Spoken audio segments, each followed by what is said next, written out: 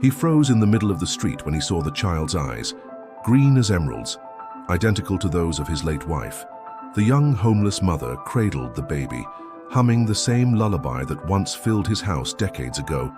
But discovering who she really was would shatter everything he believed about his life.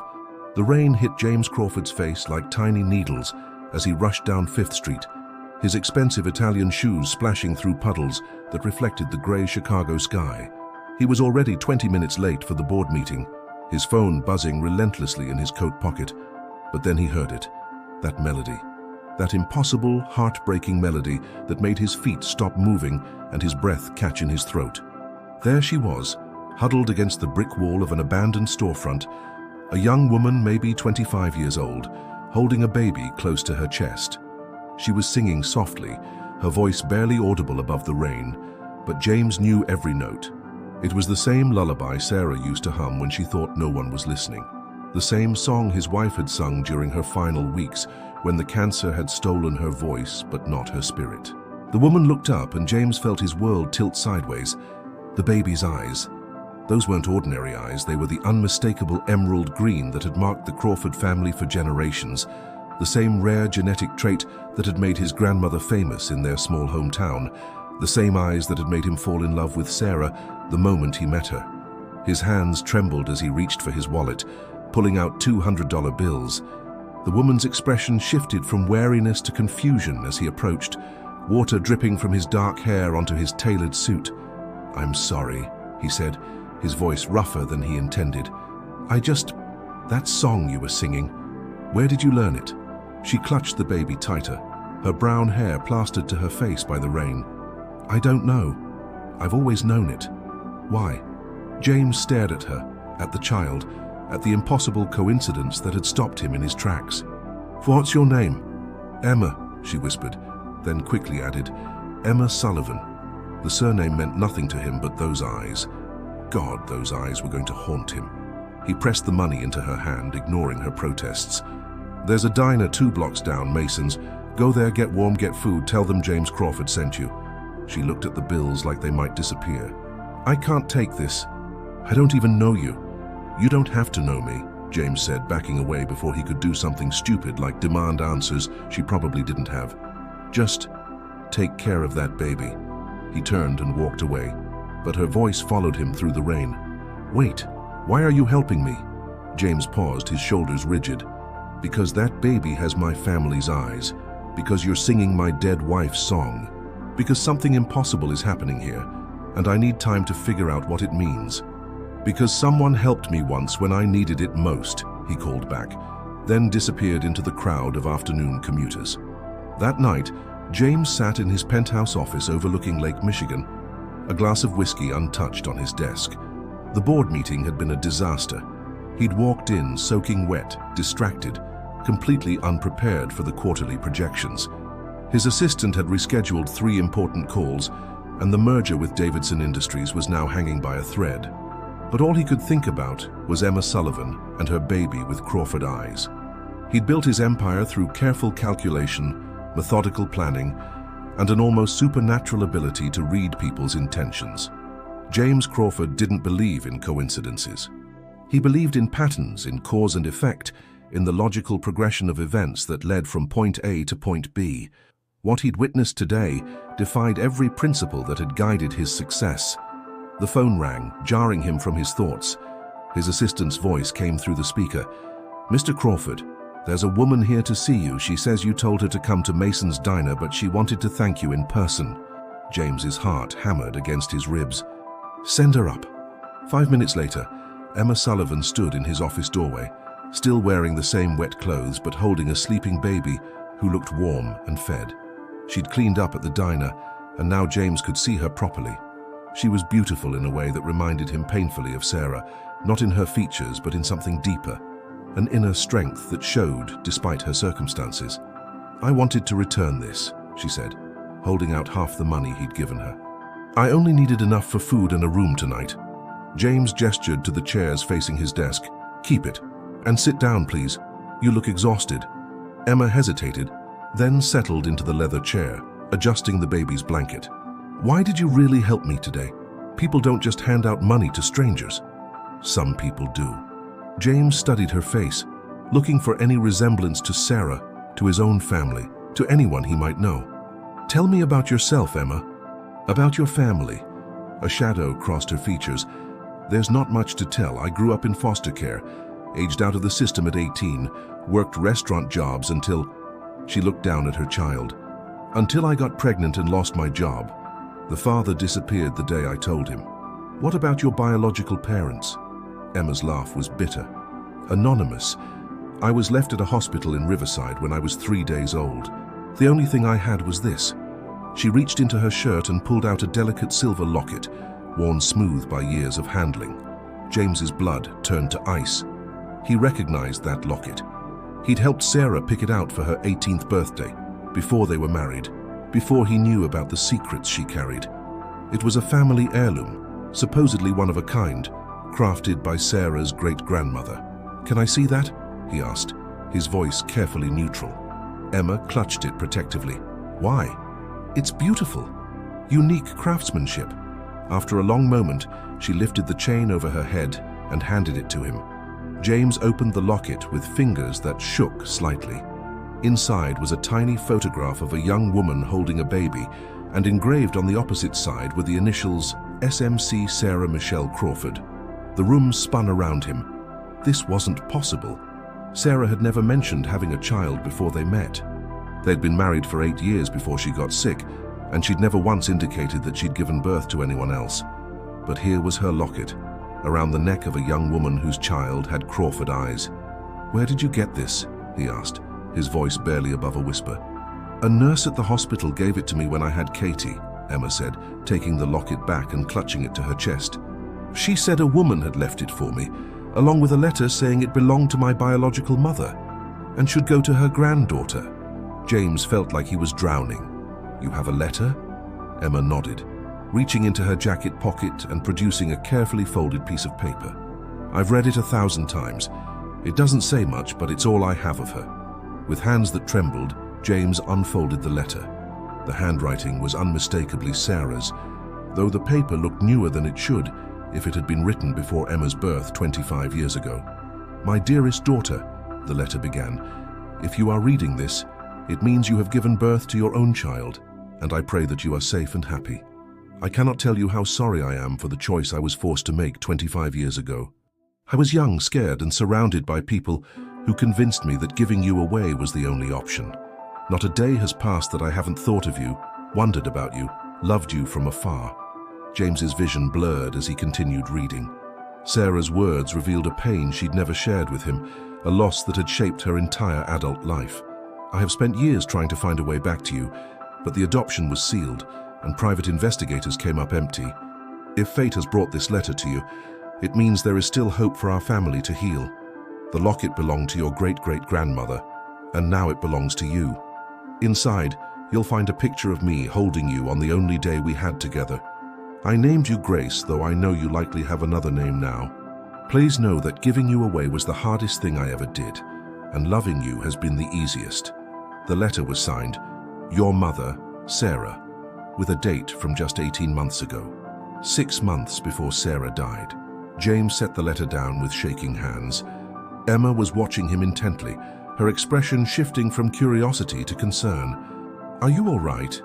You look like you've seen a ghost." In a way, he had. James looked at Emma Sullivan, at baby Katie with her impossible green eyes, at the letter that changed everything he thought he knew about his life. "Emma," he said slowly, "I need to ask you something, and I need you to be completely honest with me. Have you ever heard the name Sarah Crawford?" Emma's face went pale. "How do you know that name?" "It's in the letter. Sarah Crawford was my biological mother. But she's dead, isn't she?" "That's what the nurse told me when she gave me the locket. She died of cancer." The silence stretched between them like a canyon. James looked at this young woman, at her child, at the letter in Sarah's handwriting, and felt the careful order of his world crumbling around him. "Emma," he said quietly, "Sarah Crawford was my wife." The words hung in the air between them like a bridge neither of them was ready to cross. Emma stared at him, her mouth slightly open, the baby stirring in her arms as if sensing the tension in the room. "That's impossible," she whispered. "You're lying. You have to be lying."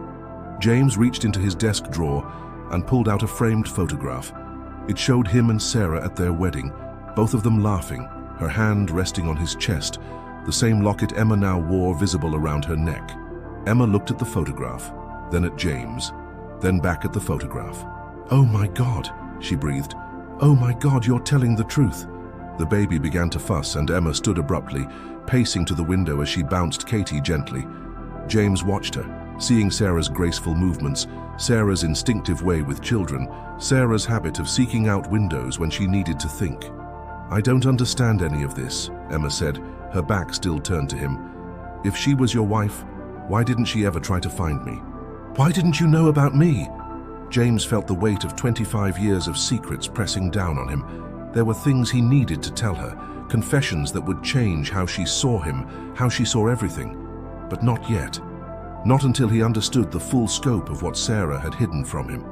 "I think," he said carefully, "we both have a lot to learn about Sarah's secrets."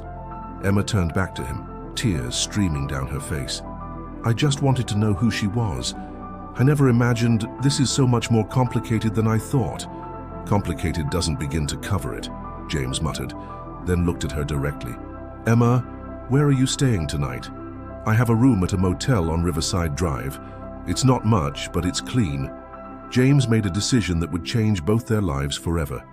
"No, you're not staying in some motel. I have a guest house on my property in Lincoln Park. You and Katie can stay there while we figure this out." "I can't accept that. I don't even know you." "You're Sarah's daughter," James said simply. "That makes you family, and family takes care of each other." But even as he said the words, James knew there were secrets buried so deep that they might destroy any chance of the family Sarah had dreamed of creating.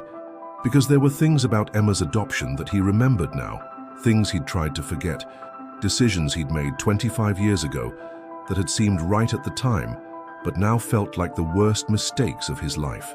As he watched Emma hold her daughter, as he saw the hope beginning to bloom in her eyes, James Crawford realized that the hardest part wasn't behind them.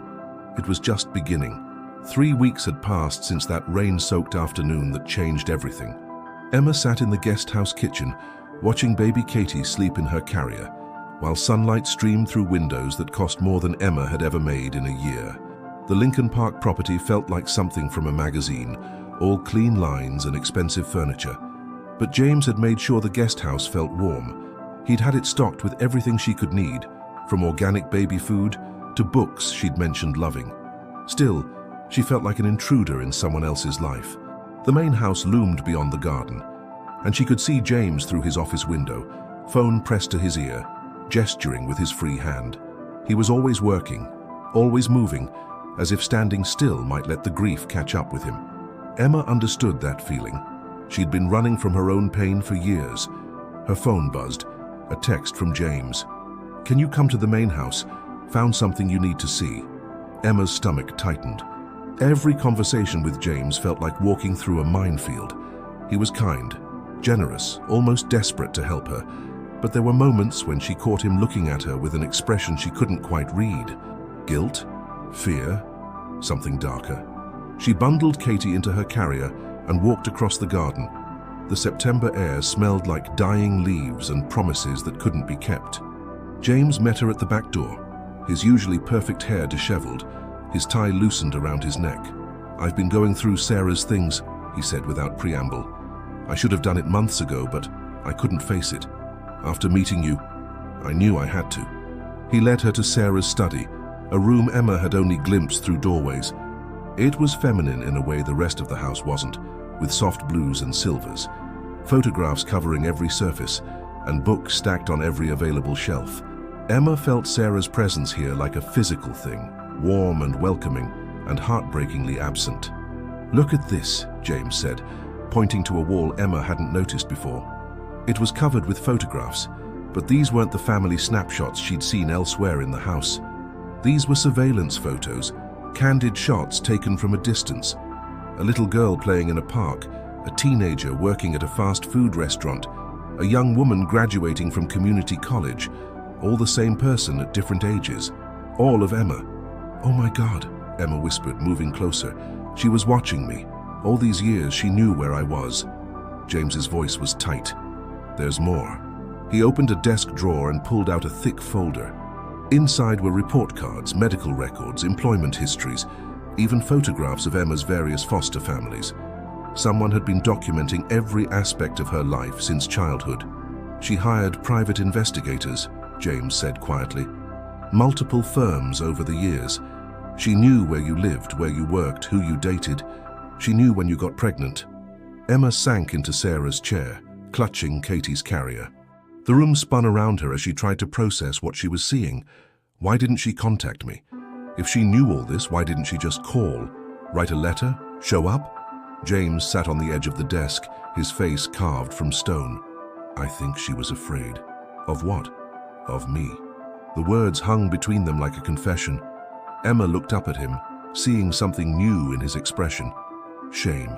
Deep, soul-crushing shame that made her stomach clench with dread. What aren't you telling me, James? He was quiet for so long that Emma thought he wouldn't answer. When he finally spoke, his voice was barely above a whisper. There's something else in that folder. Something that's going to change how you see me, how you see everything. Emma's hands trembled as she opened the folder again, this time looking more carefully at the documents. Birth certificates, adoption papers, legal documents with signatures she didn't recognize. And then at the bottom of the stack, a letter addressed to Sarah Crawford from a law firm she'd never heard of.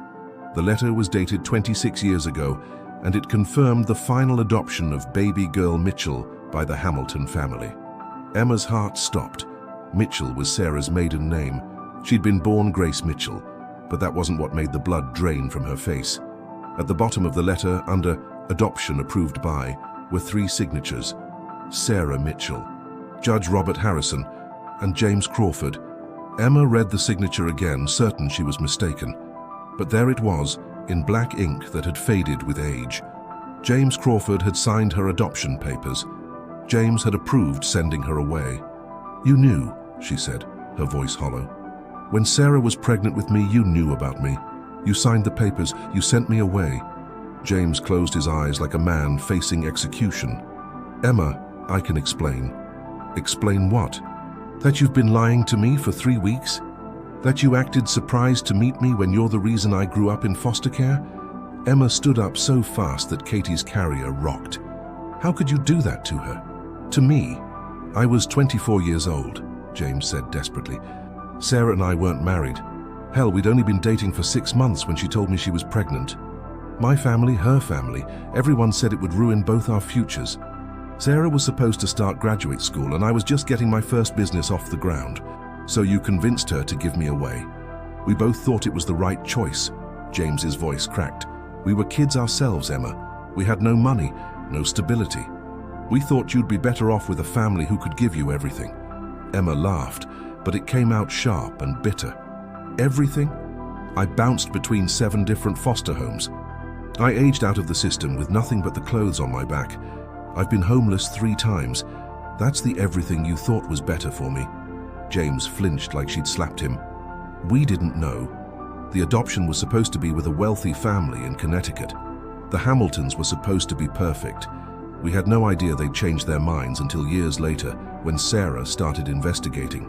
When did you find out? 5 years ago. Sarah hired the first private investigator then. She'd been having nightmares about you, dreams where you were in trouble and calling for her. When we found out what really happened with the Hamiltons, what you went through, James ran his hands through his hair. It nearly destroyed her. She wanted to find you immediately, bring you home, make up for lost time. But you stopped her. The accusation hit its mark. James's shoulders sagged. I was terrified. Not of you, but of losing Sarah. I thought if she found you, if you learned the truth about how we'd given you up, you'd hate us both. I thought it would destroy what we'd built together. Emma stared at him, seeing him clearly for the first time since they'd met. This wasn't the generous benefactor who'd rescued her from the streets. This was the man who'd put her there in the first place. So she watched me from a distance while you pretended I didn't exist. It wasn't like that. Sarah talked about you constantly. Every birthday, every Christmas, she'd wonder what you were doing if you were happy. She donated thousands to foster care organizations because of you. She made me promise that if anything happened to her, I'd find you and bring you home. Convenient promise to make after she was too sick to check up on you. James's face went white. That's not fair, Emma. Fair. Emma's voice rose, and Katie stirred in her carrier. You want to talk about fair? I gave birth to your granddaughter in a free clinic because I couldn't afford a real hospital. I've been living in my car half the time since she was born. But sure, let's talk about what's fair to you. I'm trying to make it right now, James said quietly. Everything I've done since meeting you has been about trying to make up for what we did. You can't make up for 25 years, James. You can't undo the damage. Emma started toward the door, but James stepped in front of her. Please, don't leave like this. Let me explain everything.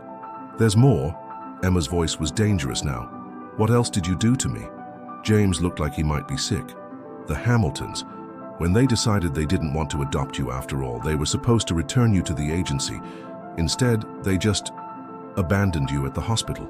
Left you with the nurses and disappeared. I know that part already. What you don't know is that Sarah and I could have taken you back then. The hospital contacted us. You were 3 days old, and they asked if we wanted to reconsider. Emma felt the floor disappear beneath her feet. And? I said no. Sarah begged me to change my mind, but I was convinced we were doing the right thing. I thought you'd be placed with another family. A better family. I had no idea you'd end up in the system. The silence stretched between them until it felt like a living thing, feeding on their shared pain and regret. Emma looked at this man who'd shaped her entire life with his choices, this stranger who'd been there for the most important decision that was ever made about her future. Get out of my way, she said finally. Emma, please, get out of my way, James. Before I say something we'll both regret. He stepped aside, and Emma walked past him with Katie's carrier, her spine straight and her heart shattered. She made it halfway across the garden before the tears started falling. Back in the guest house, Emma sat on the couch and stared at the wall. Katie was fussing, hungry and overtired, but Emma felt paralyzed. Everything she'd believed about her life, about Sarah, about the kindness of strangers, had been built on lies. Her phone rang. James. She ignored it. It rang again and again. Finally, she answered. What? I'm having Sarah's lawyer come over tomorrow morning. There's something else you need to know, and I think it should come from him, not from me. Emma's stomach clenched. What now? Sarah left you something in her will. She'd been planning this for years, Emma. Everything that's happened, meeting you, bringing you here, it's what she wanted. I don't want her money. It's not just money. There's a letter, written right before she died. She knew her time was running out and she had things she needed you to know. Emma closed her eyes. She was so tired of secrets, so tired of revelations that turned her world upside down. But Sarah's voice still echoed in her dreams sometimes, humming that lullaby, and Emma owed it to her memory to hear what she'd wanted to say. Fine, but after tomorrow, I'm leaving. Katie and I are going back to our own life. Emma, you don't have to. Yes, I do. I can't build a relationship with someone who's been lying to me from the beginning. I can't trust you, James. And without trust, we have nothing. She hung up before he could respond. That night, Emma lay awake, staring at the ceiling. Katie slept peacefully beside her, one tiny fist curled around Emma's finger.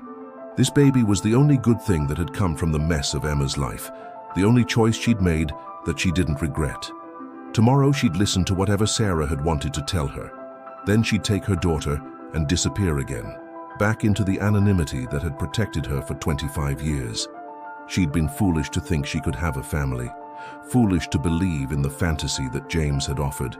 But as she drifted off to sleep, Emma couldn't shake the image of James's face when she'd accused him of not caring. He'd looked devastated, destroyed in a way that seemed to go bone deep.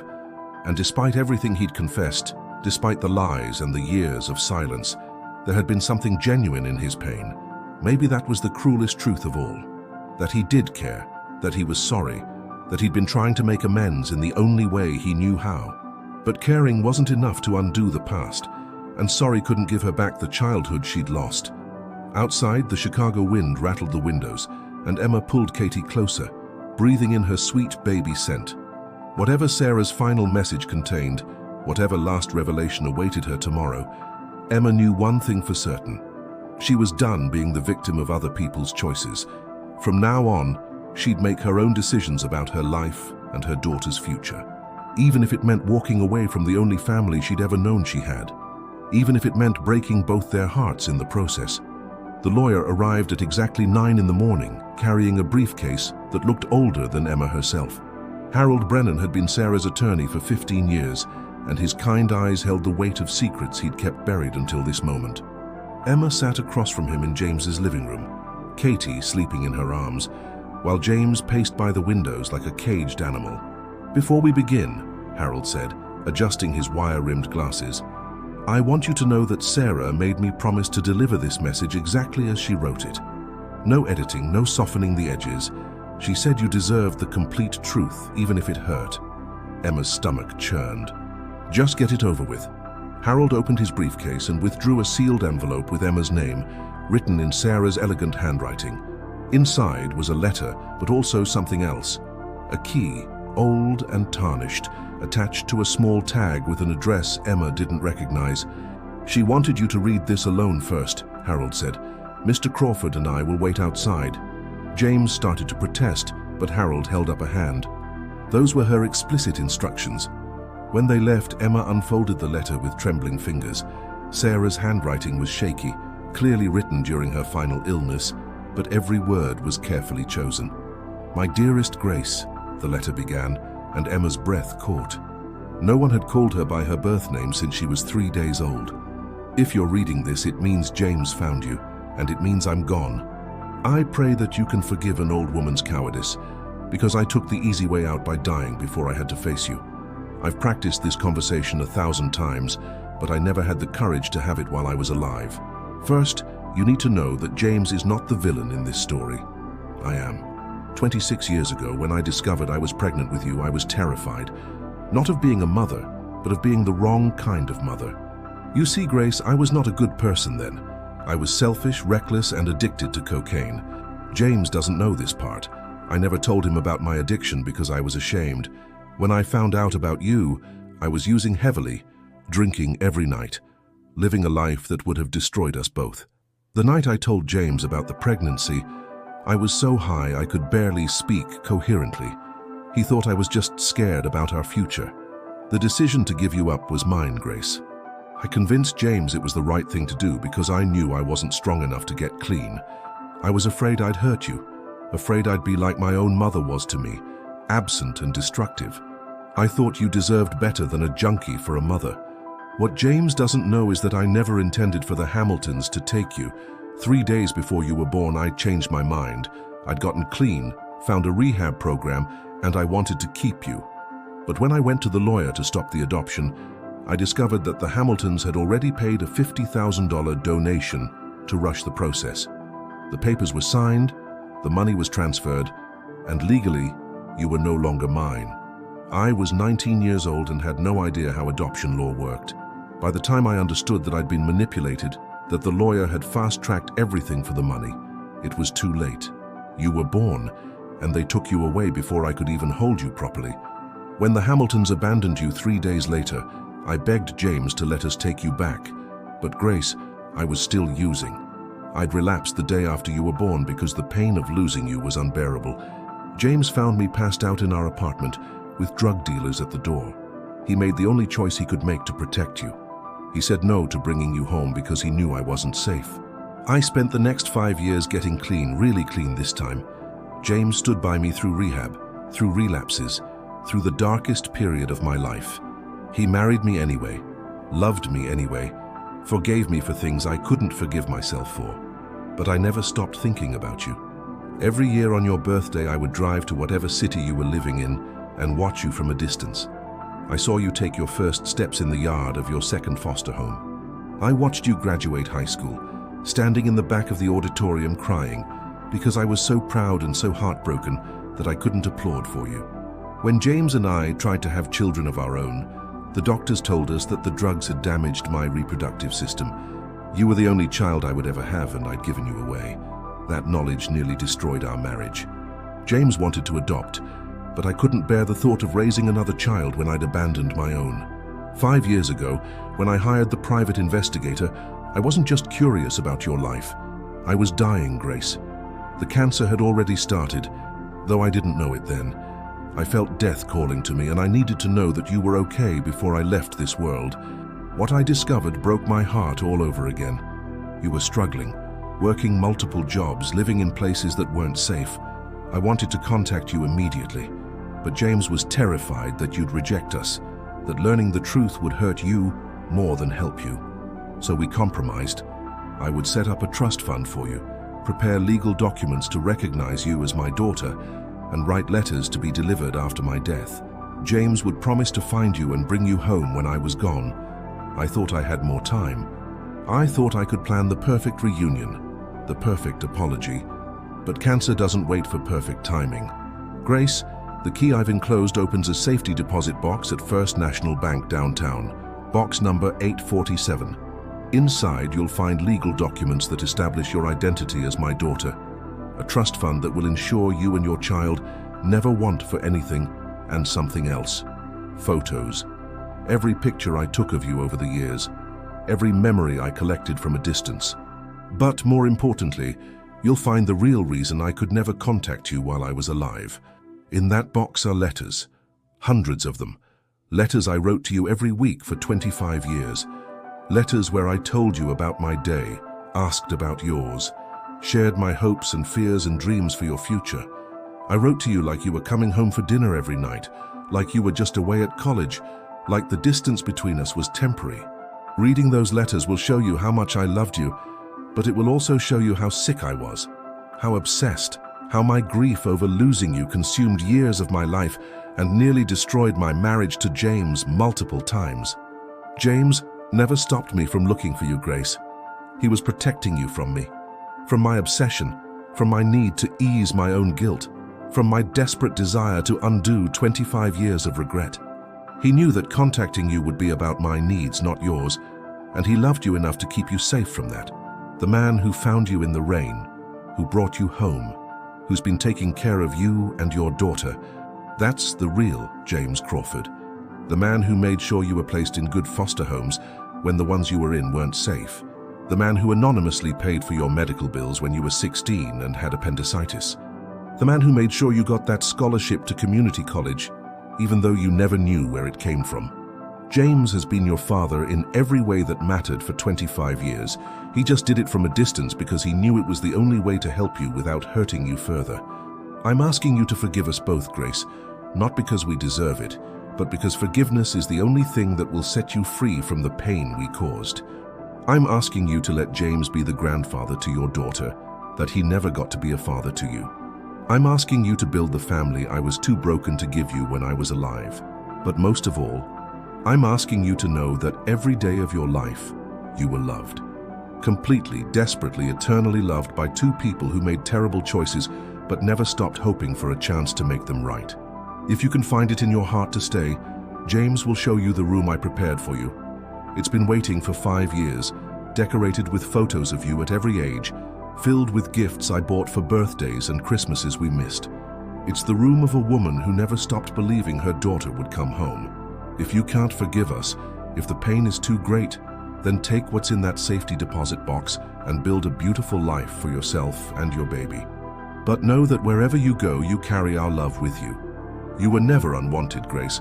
You were wanted so much that it nearly killed me to let you go. All my love. Until we meet again. Your mother, Sarah. Emma read the letter 3 times before the words finally sank in. She was crying so hard she could barely breathe, her tears falling on the paper and smearing Sarah's careful handwriting. Everything she'd believed about her abandonment, about James's role, about Sarah's silence, had been built on incomplete information. Katie stirred in her arms, making the soft sounds that meant she was waking up hungry. Emma looked down at her daughter's perfect face and tried to imagine making the choice Sarah had made, giving up this baby to protect her from her own weaknesses. The idea was unbearable, but Emma understood now that Sarah had been fighting demons Emma couldn't even comprehend. She stood up on shaky legs and walked to the window. James was in the garden, sitting on a bench with his head in his hands, while Harold Brennan waited respectfully nearby. He looked like a man who'd been carrying the weight of the world for 25 years. Emma opened the door and called his name. He looked up, and she saw her own tears reflected in his eyes. "Did you read it? All of it?" Emma stepped outside, still holding Katie. "James, I'm sorry. I'm so sorry for the things I said yesterday." He stood up slowly.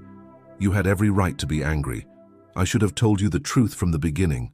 You were protecting her secret, and protecting me from knowing things that would have hurt me. That doesn't make it right." Emma looked at this man who'd shaped her life in ways she was only beginning to understand. "Take me to the bank. I want to see what she left me." The safety deposit box was larger than Emma had expected and filled with more than she could have imagined. Legal documents establishing her as Sarah Crawford's daughter and heir. Financial papers showing a trust fund worth more than Emma would ever be able to spend. And then the photos. Hundreds of them, documenting every year of Emma's life from a distance. There she was at 6, playing on a swing set. At 12, walking to school with a backpack almost as big as she was. At 18, graduating from high school, with no family in the audience, not knowing that her mother was watching from the parking lot. At 22, working the night shift at a diner, exhausted but still smiling at customers. And the letters. Box after box of letters, organized by year, each one beginning "My dearest Grace" and ending with "All my love, Mom." 25 years of one-sided conversations, hopes, dreams, and desperate love. Emma sat in the bank vault, reading letter after letter, while James held Katie, and Harold waited patiently. Sarah had written about everything. Her struggles with addiction, her marriage to James, her cancer diagnosis, her dreams for Emma's future. She'd shared recipes she hoped to cook for Emma someday, described holidays she'd imagined them spending together, and documented every major news event with commentary about what she thought Emma would think about it. "She was obsessed with me," Emma said finally. "She was," James admitted. "Beautifully, completely obsessed. It worried me sometimes how much of her life revolved around watching you from a distance. But you never tried to stop her." "How could I? I was obsessed too." "Do you think I didn't know about the scholarship money? The medical bills? The times I made anonymous calls to child services when your foster families weren't treating you well?" James's voice was rough. "Sarah wasn't the only one who couldn't let you go, Emma. She was just more honest about it." Emma looked at Katie, sleeping peacefully in James's arms, and made her decision. "I want to see the room Sarah prepared." They drove back to Lincoln Park in silence, Harold following in his own car to witness whatever legal documents needed to be signed. The house felt different now, less like a museum and more like a home that had been waiting for her to find her way back to it. Sarah's prepared room was on the second floor, next to what had clearly been intended as a nursery. James opened the door and stepped aside, letting Emma see it for herself. It was perfect. Not the room of a child, but of a grown woman Sarah had never stopped imagining. There were photos on every surface, gifts wrapped and waiting for birthdays that had passed years ago, a rocking chair positioned by the window with a perfect view of the garden. On the dresser was a music box that played the lullaby Emma remembered from that rainy afternoon. But it was the wall above the bed that broke Emma's heart. Sarah had painted a family tree, with branches extending to include Emma, and now a new branch for Katie. At the bottom, in Sarah's careful handwriting, were the words, "The Crawford family, built on love, strengthened by forgiveness." "She finished this 2 weeks before she died," James said quietly. "She made me promise to add Katie's name when you came home." Emma walked to the dresser and picked up a framed photo she hadn't noticed before. It showed Sarah in the hospital, weak and bald from chemotherapy, but smiling as she held a baby blanket she'd been knitting. A note tucked into the frame read, "For my granddaughter, who I may never meet, but will always love." "She knitted this for Katie?" Emma asked. "She knitted 12 of them," James admitted. "Different colors, different patterns. She said she didn't know if you'd have a boy or a girl, or if you'd have more children, so she wanted to be prepared." Emma sat in the rocking chair and looked around the room that represented 25 years of hope and love and impossible dreams. Everything Sarah had wanted to give her was here, waiting, as if love alone could bridge the gap that time and mistakes had created. "James," she said finally, "I want to stay. Katie and I want to come home." The relief that crossed his face was so profound that Emma thought he might collapse. "Are you sure? After everything we put you through?" "You didn't put me through anything," Emma said. "You saved me from things I don't even know about. You've been protecting me my whole life, and I'm tired of being angry about the past when I could be grateful for the present. What about your life in the city? Your independence? Emma laughed, and for the first time in weeks it didn't sound bitter. What independence? I've been barely surviving for 25 years. I'm tired, James. I'm tired of struggling alone, tired of pretending I don't need anyone, tired of being afraid to hope for something better. She stood up and handed him Katie, watching as his face softened with wonder as he looked at his granddaughter. Besides, someone needs to teach this little girl about her grandmother. Someone needs to tell her about the woman who loved her before she was even born. I'd like that, James said, his voice thick with emotion. I'd like that very much. 6 months later, Emma stood in the garden of what was now legally her home too, watching James push Katie on the swing set he'd had installed under Sarah's favorite oak tree. The baby was giggling, reaching for leaves that danced just out of her grasp, and James was making ridiculous faces that sent her into peals of laughter. Emma had taken over the day-to-day operations of the Crawford Foundation, Sarah's charitable organization that focused on supporting foster children and single mothers.